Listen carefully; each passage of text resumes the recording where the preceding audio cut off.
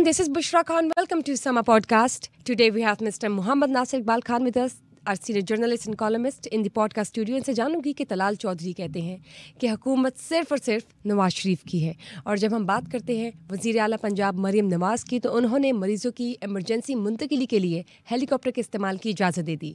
और तो और अवामी मकामात पर असलहे की नुमाइश की पाबंदी के हवाले से सुप्रीम कोर्ट ने हुकूमत से जवाब तलब कर लिया।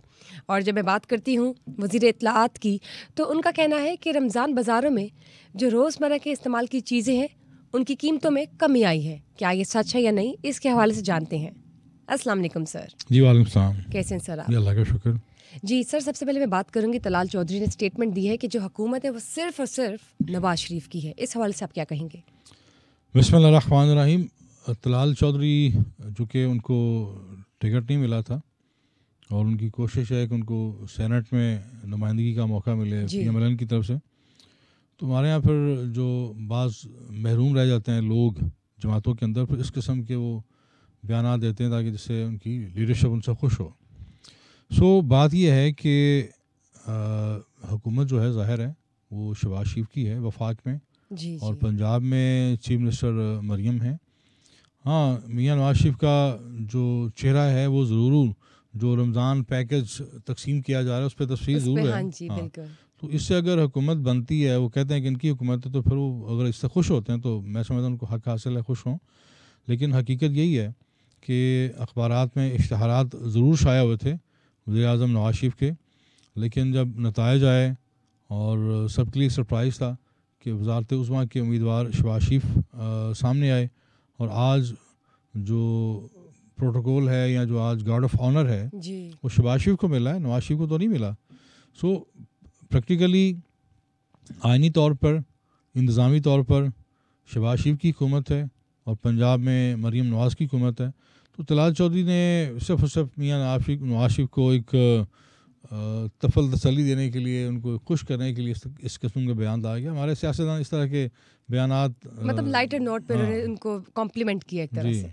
सर, जब मैं बात करती हूँ वज़ीर आला मरीम नवाज़ की, तो उन्होंने मरीज़ों की एमरजेंसी की मुंतकिली के लिए हेलीकॉप्टर को इस्तेमाल करने की इजाज़त दे दी है।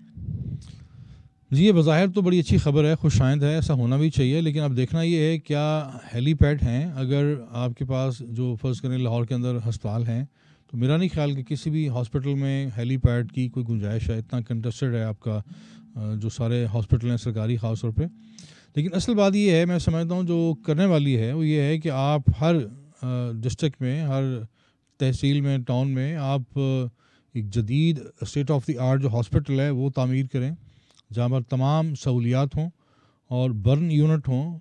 इवन अगर कोई बावला कुत्ता किसी को काटता है तो उसकी वैक्सीनेशन हो, हर कोई सांप काटता है। बदकिस्मती ये है कि जो बेसिक चीज़ें हैं वो हमारे जो डिस्ट्रिक्ट हेडक्वार्टर में हॉस्पिटल होते हैं, जिसको DSQ भी कहते हैं, इसमें शुबा सेहत की इस्लाह में, उन हस्पतालों में बुनियादी सहूलियात का फुकदान होता है। फिर आप कहीं ना कहीं से एम्बुलेंस लेते हैं महंगी कीमत पर और अपना पेशेंट आप शिफ्ट करते हैं। दूर दराज से जो लोग आते हैं लाहौर की तरफ, ज़ाहिर है ज़्यादा रुझान लाहौर में आता है पंजाब की अगर बात की जाए। अब जब आप एक मरीज़ को शिफ्ट करते हैं फिर ज़ाहिर है साथ लवाहकीन जो होते हैं उनके वरसा 3, 4, 5, 6 लोग इस तादाद में वो भी साथ शिफ्ट होते हैं। फिर वो आप देखते हैं अस्पतालों के अंदर क्या हालत होती है, किस तरह वो यहाँ पे अपने क़याम का तआम का सिलसिला करते हैं, तो अच्छी खासी कॉस्ट पड़ती है उनको। तो मैं समझता हूँ कि सियासी मामलात में पॉइंट स्कोरिंग तो होती है। पॉइंट स्कोरिंग के लिए बड़ा अच्छा एक इनिशिएटिव है कि जी हेलीकॉप्टर बतौर एम्बुलेंस इस्तेमाल करने की इजाज़त दी जा रही है। क्योंकि ये रिसेंटली आपने देखा होगा सोशल मीडिया पर भी, अखबारात में, मीडिया में चीज़ें आई कि मरीम नवाज़ की जो गाड़ी है सरकारी बुलेट प्रूफ, उसकी तज़ीन व आराइश के लिए उसके टायर्स की तब्दीली के लिए कमो बेश कोई 2-2.5 करोड़ रुपए की रकम मांगी गई है। और फिर ये भी बात आई कि जो वज़ीर आला हैं वो हेलीकॉप्टर पर सफ़र करेंगी अपने घर से अपने ऑफिस आने के लिए, ताकि सिक्योरिटी मेजर्स के हवाले से जो हमारे शहरी हैं उनको किसी किस्म की खौफ ना हो। तो ये फिर लोगों ने उसको मुवाजना किया इमरान खान के हेलीकॉप्टर के साथ। तो इस किस्म की जो सियासी सुबकी और हजीमत का सामना करना पड़ता है हमारे अरबाब इक़्तिदार को। پھر وہ آئی واش کے طور پر اس قسم کا رستہ نکالتے ہیں, لوگوں کو جسٹر دیتے ہیں کہ دیکھیں ہم کتنے فرینڈلی ہیں اور عوام دوست ہیں. تو یہ اسی تناظر میں اس قسم کا یہ اعلان ہے, لیکن پریکٹیکلی یہ قابل عمل نہیں ہے, چونکہ میں نے لاہور کے آلموسٹ سارے ہسپتال دیکھے ہیں, کسی ہسپتال میں ہیلی پیڈ بھی نہیں ہے. اور دوسری بات یہ اصل جو میں نے عرض کیا کہ آپ ہر ٹاؤن میں, ہر ڈسٹرکٹ میں ایک بہترین جو تمام تر طبی سہولیات ہیں ان سے آراستہ ہسپتال تعمیر کریں, تاکہ لوگوں کو بڑے شہروں میں علاج کے لیے جانے کی ضرورت پیش نہ آئے, کیونکہ یہ ایک خالی پیشنٹ نہیں جاتا. جس طرح میں نے کہا کہ پورا ساتھ ایک لواحقین ہوتے ہیں اور بہت زیادہ مسائل کا انہیں سامنا کرنا پڑتا ہے سفر کے دوران بھی اور وہاں پہ اپنے قیام اور طعام کے حوالے سے بھی. تو بہرحال ان فیوچر یہ ہونا چاہیے, کہیں ایسی ضرورت پڑ جاتی ہے, لیکن اگر آپ ہر ضلع میں تمام بنیادی سہولیات دیں گے تو پھر اس کی ضرورت رہ نہیں جاتی. جب میں بات کرتی ہوں عوامی مقامات پر اسلحے کی نمائش کی پابندی کی, تو اس حوالے سے سپریم کورٹ نے حکومت سے جواب طلب کر لیا ہے, اس حوالے سے بتائیے. یہ بڑا اچھا اقدام ہے سپریم کورٹ کا, اور یہ بدقسمتی سے جو اسلحے کی نمائش ہے, جو اس کا ایک کہنا چاہیے لوگوں کا رجحان ہے وہ بڑھ رہا ہے, اور ہر جو بااثر شخص ہے اس کے ساتھ ایک پورا جتھا جو مسلح لوگوں کا سیکورٹی کے نام پر, جو نہ وہ سیکورٹی گارڈ ہوتے ہیں نہ کسی سیکورٹی فورس کا حصہ ہوتے ہیں, لیکن ان کے پاس بڑے آتشی جو ہیں خودکار ہتھیار ہوتے ہیں, اور اس سے جو عام آدمی کے اندر ظاہر ہے خوف بھی پیدا ہوتا ہے, احساس محرومی بھی پیدا ہوتا ہے. تو کسی مہذب معاشرے میں اس قسم کی جو کلچر ہے اسلحے کی نمائش کا, اس کی اجازت ہرگز نہیں دی جا سکتی. لیکن بدقسمتی سے ہمارے ایون جو بہت سارے بااثر سیاستدان ہیں, ارکان پارلیمنٹ ہیں, وہ بھی پورا ایک ساتھ لے کے چلتے ہیں جتھا مسلح لوگوں کا, اور جو ہماری سیکورٹی فورسز ہیں خاص طور پہ پولیس, وہ بااثر افراد کے سامنے بالکل اپنے آپ کو کمزور و ناتوان حیف محسوس کرتی ہے, وہاں ان کے پر جلتے ہیں, لیکن عام آدمی کے لیے وہ فرعون بن جاتے ہیں. تو یہ جو پولیس کا دوہرا معیار ہے, یہ بھی ایک میں سمجھتا ہوں سوالیہ نشان ہے کہ معاشرے کے جو طاقتور لوگ ہیں ان کے سامنے یہ بھیگی بلی بن جاتے ہیں, اور عام شہری سے اگر کوئی کانچ بھی ٹوٹ جائے تو اس کے اوپر ان کا قانون لاگو ہو جاتا ہے. دوسری طرف میں سمجھتا ہوں کہ اور بڑا اہم پہلو ہے کہ جس طرح پبلک مقامات پر اسلحے کی نمائش پر پابندی کا قانون ہے, لیکن بدقسمتی سے اس پر پوری طرح عمل درآمد نہیں ہوتا, اسی طرح ایک اور بڑا اہم قانون ہے کہ آپ پبلک مقامات پر تمباکو نوشی نہیں کر سکتے, لیکن وہ قانون بھی اس کی جب سے بنا ہے دھجیاں بکھیری جا رہی ہیں. آپ ایون عدالتوں کے اندر, پولیس تھانوں میں, پبلک ٹرانسپورٹ, پبلک مقامات, ہر جگہ آپ کو اس قانون کی وائلیشن ہوتی نظر آتی ہے. تو وہ بھی ایک بہت بڑا ایک ناسور ہے, ایک کینسر ہے, سرطان ہے تمباکو نوشی. اور ماہرین یہ کہتے ہیں کہ تمباکو نوشی کرنے والے سے زیادہ جو اس کے پیسو اسموکنگ ہوتی ہے وہ بہت خطرناک, جو اس کے پاس لوگ اس ماحول میں بیٹھے ہوتے ہیں یا کھڑے ہوتے ہیں, اس تمباکو سے اس دھوئیں سے زیادہ وہ متاثر ہوتے ہیں. تو یہ میں سمجھتا ہوں کہ اب پولیس جس طرح بہت سارے معاملات میں اپنی سنجیدگی دکھاتی ہے, لوگوں کو بیوقوف بناتی ہے کہ جی ہم ہیلمٹ پر, میں جس طرح بات کروں گا ہیلمٹ کی پابندیوں کو لے کر, چونکہ وہاں سے ارننگ ہوتی ہے, آپ چلان کاٹتے ہیں, پیسہ کماتے ہیں, اور آپ اس پیسے سے آپ کو بے پناہ مراعات ملتی ہیں, آپ کو شیئر ملتا ہے.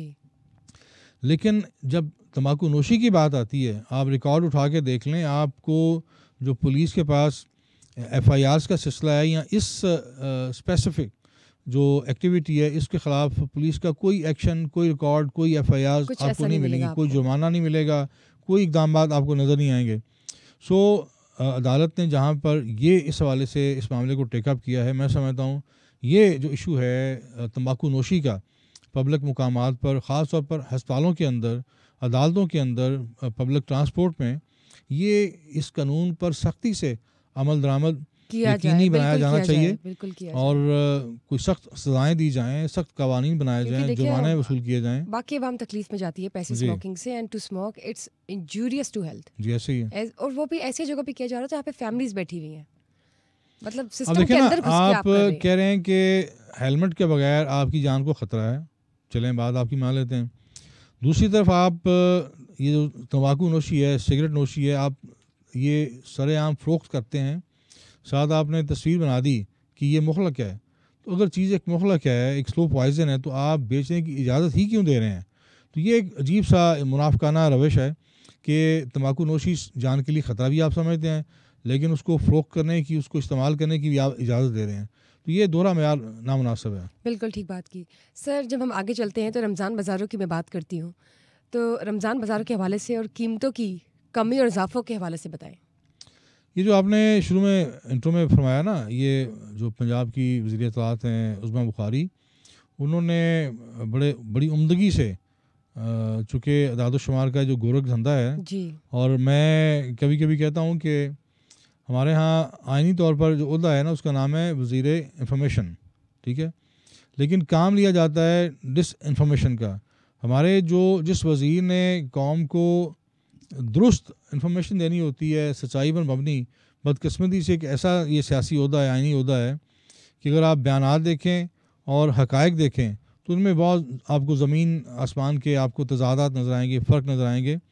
سو یہ بدقسمتی ہے کہ رمضان میں بھی ہمارے کئی وزراء ڈٹائی کے ساتھ جھوٹ بول رہے ہوتے ہیں. اب آپ عملاً اگر آپ وزٹ کریں رمضان بازاروں کا, تو لوگ یقین کریں کہ بہت بہت زیادہ پریشان ہیں کہ نہ آپ جس فائدے کے لیے آپ آتے ہیں اتنی دور دراز سے سفر کر کے, ٹریول کر کے, اور رمضان بازاروں میں آپ کو وہ قیمتیں آپ کا منہ چڑھاتی ہیں, کوئی فرق نہیں ہے. اور پھر آپ کو گھنٹوں خوار ہونا پڑتا ہے اس رمضان بازار میں دستیاب جو ضروریات زندگی خریدنے کے لیے. خواری الگ سے ہے اور قیمتوں کا کوئی فرق نہیں ہے. جی, تو یہ چونکہ ایک جو وزیر ہیں ان کا بیان اپنی جگہ پر, لیکن جو لوگوں کی چیخیں ہیں, لوگوں کی آہ و بکا ہے, وہ چیخ کر بتا رہی ہے کہ ہمارے جو ارباب اقتدار ہیں وہ کہتے کچھ اور ہیں لیکن عملاً کچھ اور ہوتا ہے. سو یہ قیمتوں کی کمی کا جو تاثر ہے وہ بالکل اس میں کوئی سچائی نہیں ہے. لوگ بہت زیادہ پریشان ہیں, اور بدقسمتی ہے کہ رمضان کے مہینے میں یہ اعمال کا مہینہ ہے, اعمال جوڑنے کا, اعمال کمانے کا, لیکن ہمارے جو تاجر حضرات ہیں وہ مال جوڑنے پر لگ جاتے ہیں. حالانکہ تجارت جو ہے بڑا مقدس پیشہ ہے. ہمارے بہت سارے انبیاء نے, سب سے بڑے رسول اللہ صلی اللہ علیہ وآلہ وسلم تجارت فرماتے تھے اپنی زندگی میں, اور بڑے خوبصورت اصول وضع ہیں اسلام میں. تجارت کے بڑے خوبصورت اصول وضع ہیں. اگر ہم ان پر ان کی روشنی میں تجارت کریں گے تو یہ بڑی نفع بخش ہے. اگر ہم رمضان جیسے مہینے میں, مقدس مہینے میں, جس میں ایک ایک نیکی کے اجر کئی گنا بڑھا دیے جاتے ہیں, بالکل, تو جب پھر آپ تصور کریں کہ اگر آپ کساد بازاری کریں گے, چور بازاری کریں گے, ناجائز منافع خوری کریں گے, تو یہ جو گناہ ہیں یہ ان کا بھی جو پھر ظاہر ہے جو ان کا بوجھ ہے وہ عام مہینوں کی نسبت کہیں زیادہ ہوگا. تو لہٰذا میری اپنے جو ٹریڈرز حضرات ہیں ان سے یہی التماس ہے کہ آپ اس مہینے میں, چونکہ یہ اللہ تعالیٰ کا مہینہ ہے رمضان, اور اللہ تعالیٰ کا فرمان ذیشان ہے کہ اس کا اجر میں دوں گا. سو یہ مال نہیں, اعمال کا مہینہ ہے.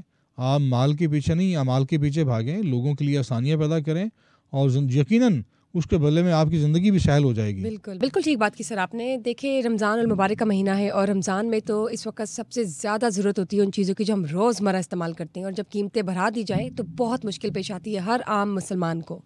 لیکن اس پہ غور و فکر کی جائے اور جو قیمتیں ہیں ان کو آلموسٹ اتنا نیچے لے کر آیا جائے کہ افورڈیبل ایک رینج میں جائیں اور افورڈ کی جائیں.